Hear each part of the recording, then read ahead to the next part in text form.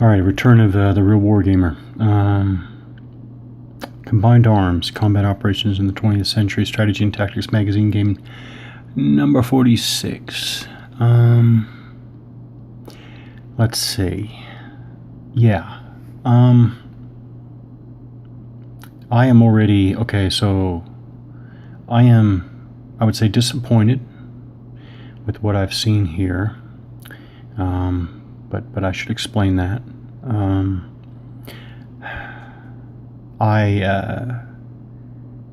certainly not going to write it off. I see it as a possibility returning to this at some future date. But this is what's going on. So let me start with I was pleasantly surprised with my play experience with multiple older Strategy and Tactics Magazine games. I can think of Raid, I can think of RDF, and I can also think of Iron Cross. So just thinking of those games, I mean, I would say I have a high opinion of these older S&T magazine games. How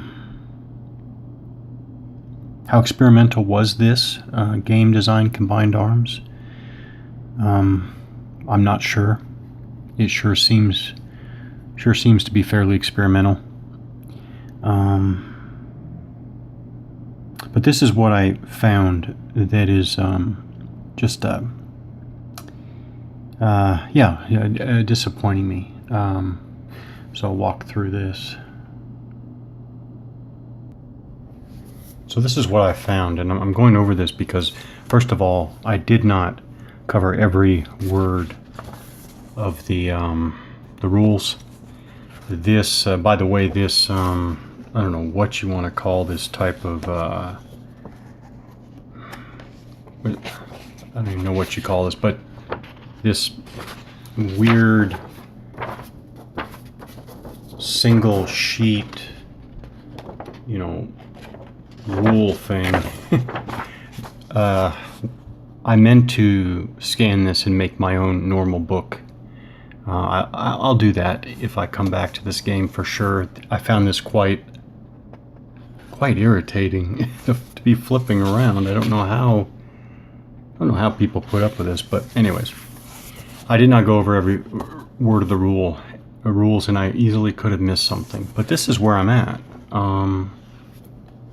So it seems, where is it? It seems pretty clear. Indirect fire is never used in Combined Arms. An attacking unit must have a direct line of sight to the defending unit in order to fire upon it. I never found whether units, friendly and or enemy, block line of sight. Having no blockage whatsoever is problematic. Having all units automatically block line of sight is also problematic. It's just, I don't know what was intended. And if it wasn't mentioned at all, then I guess units don't block line of sight, which takes care of one problem, but frankly causes another. So, okay, but it's not the rules. It's not, I have to emphasize, it's just the start. That rule is the start of it. So, I'm like, so then I'm trying to play here. I'm advancing advancing the Germans. I'm advancing the Germans, and I'm trying to figure out what to do with my artillery, what to do with my infantry, what to do with my armor. My artillery, my infantry, my armor. And then remembering that you have to have direct line of sight. So that's when it's not a realization, but that's when I was just thinking about it, and I was like, wait a minute, my concept especially, primarily, actually, from experience. I mean, as an infantry officer, as an infantry platoon leader, as an infantry company commander, I mean, combined arms was what it was all about. And you know, what do you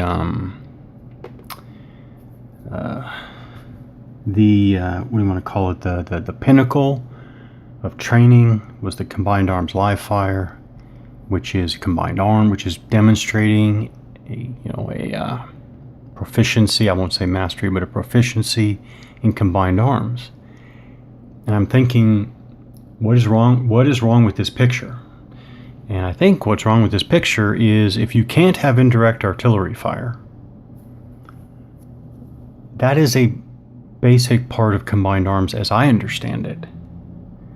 So absolutely, indirect fire, basically allowing your artillery to stay out of direct fire contact with the enemy while effectively firing, is an integral part of combined arms. So what's going on here? I thought, okay, but then I said, okay, I got it. My thinking is essentially a 1990s version, and I'm not saying my experience is in the 2000s, but basically the doctrine was set in the 90s and 80s for that matter. I know that. So I got it. The best I can say is my combined arms understanding is an 80s, 90s version. So am I to believe that this game is based on some significantly different concept, idea of combined arms? So now to the magazine. I don't like to give the technical asides, but sometimes I just can't resist. I don't know what's going on with the lighting in the camera. The lighting here in the room is perfect for eyesight, and yet the lighting doesn't look right in the phone. You know, maybe my phone will correct that. I don't know. I don't like the picture I see in the phone camera. But okay, combined arms, combat operations in the 20th century. I'm trying to figure out, you know, is there something in here that I'm supposed to, ever since the idea of tank infantry integration was conceived, got that, infantry and tank integration. The third part of the team, artillery, is most often ignored. Ideally, whenever a company goes to the field, it should have a forward observer, from the battalion. Battalion's 4.2-inch mortars didn't have those by my day. As well as one from the attached direct support artillery, unless 4.2-inch was referred to differently in my day, but FO. Why emphasize forward observers if you're not going to have true indirect fire? That's absolutely right. The fist cord, absolutely. That's exactly what I'm saying. So how do we go from understanding that? Yeah. How do we go from that to a game, to a rule set that says no indirect fire? Not to mention having what appears to be incomplete line of sight rules. So if this isn't going to look recognizably like combined arms, yeah, I've lost my interest for now. I've lost my interest for now. And, I'm not saying I won't give this another try in the future. So after the surprise discovery of Medellin, which again was another pleasant surprise, I said I would dig out Bailen 19. That's funny. It says 1994 on the back, yet it says 1997 on the front.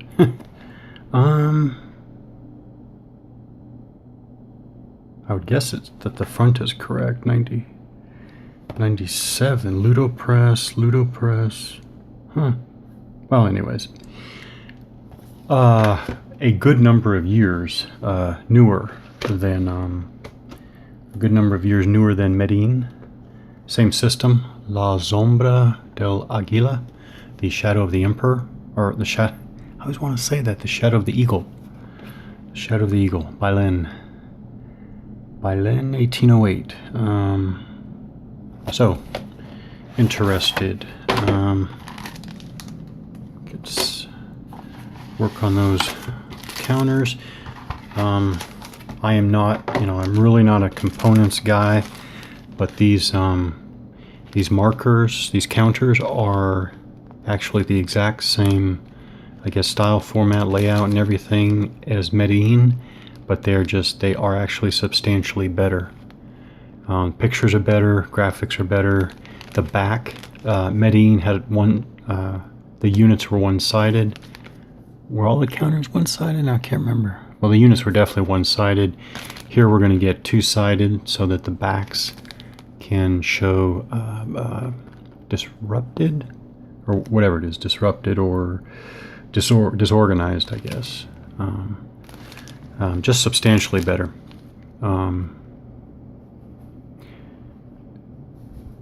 Yeah. Very, very evocative, and very evocative information markers to go along with that. English translation of the rules still amazes me. Absolutely amazes me how 1, 2, 3, 4, 5, 6 pages of rules. That's amazing. 2 pages of examples. 3 pages. 3 pages of examples. Then you go right to scenarios. This one has, I think, 4. 4 scenarios. Has 4 scenarios.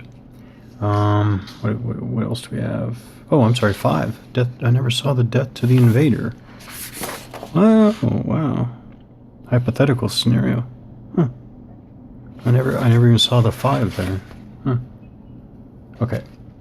And then tables. Oh. Yeah. And then the historical introduction, historical background.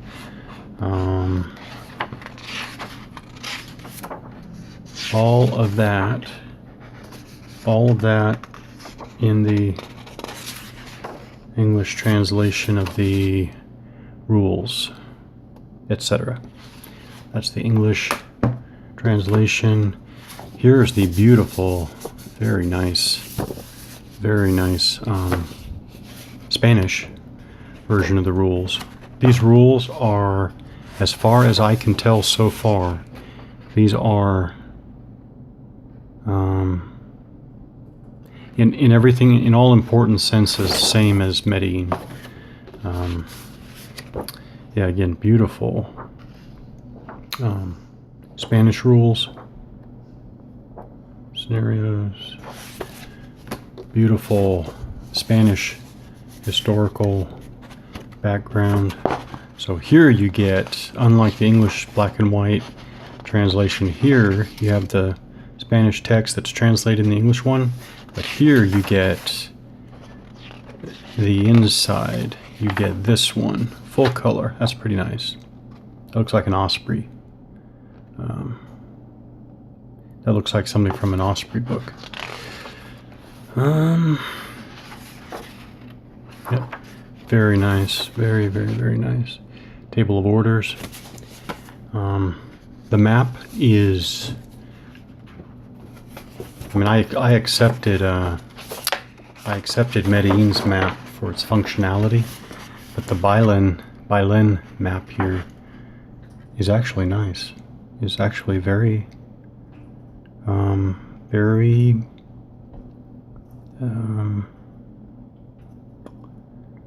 pleasing to look at. Very, very pleasing to look at.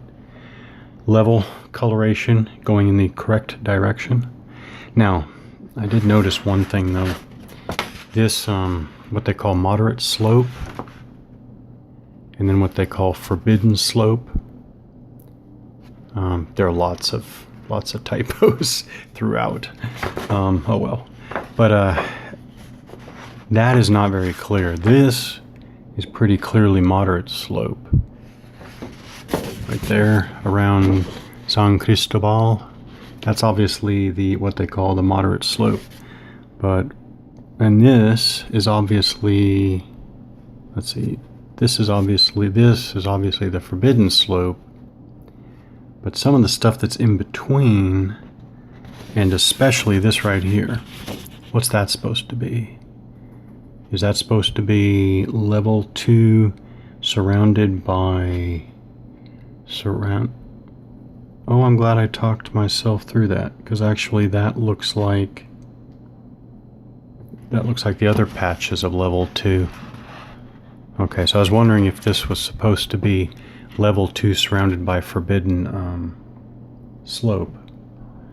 But no, actually it does look similar enough.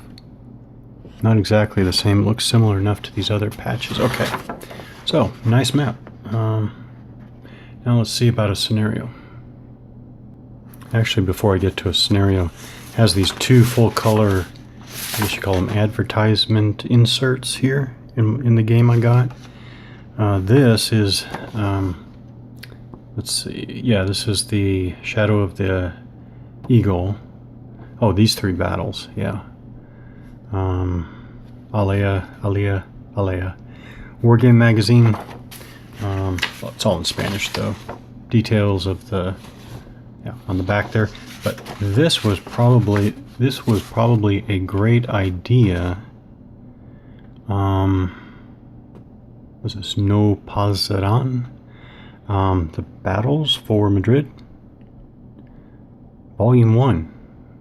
Wonder how many volumes there were. I don't know. I don't know anything about this game or series at all, and I didn't even think I was interested until, and I can't even read it. It's all in Spanish. But this actually was successful. This actually did, I guess, what any company would want it to do. This actually got me interested. It actually got me interested in this. So I think this says, what does this say? Technical data, 2 or more players, battalions. I think 1 turn is 1 day, 1 hex is 1 kilometer. Scenarios, 9 historical and 3 hypothetical variants, and 2 to 60 hours for gameplay. That all, almost 1,000 pieces, 2 maps. Yeah, so I'm saying this actually got me interested. And another thing I noticed that I'm looking at is that if I'm playing Shadow of the Eagle and they consider that to be 1, 2, 3, 4, 5, 6, 7, they consider that to be a 3 on a scale of 8 in complexity, this No Pasaran is a 4. So it's even more, considered more complex. So, and that actually got me, again, advertisement did its role, or, fulfilled its role, and got me interested. Got me interested in something that I would not have. Boy, I just noticed, I hope a lot of this recording wasn't blurry, going in and out, close, far. But anyways, yeah, I'm going to take a look at this No Pasaran. Didn't know anything about it before. Okay.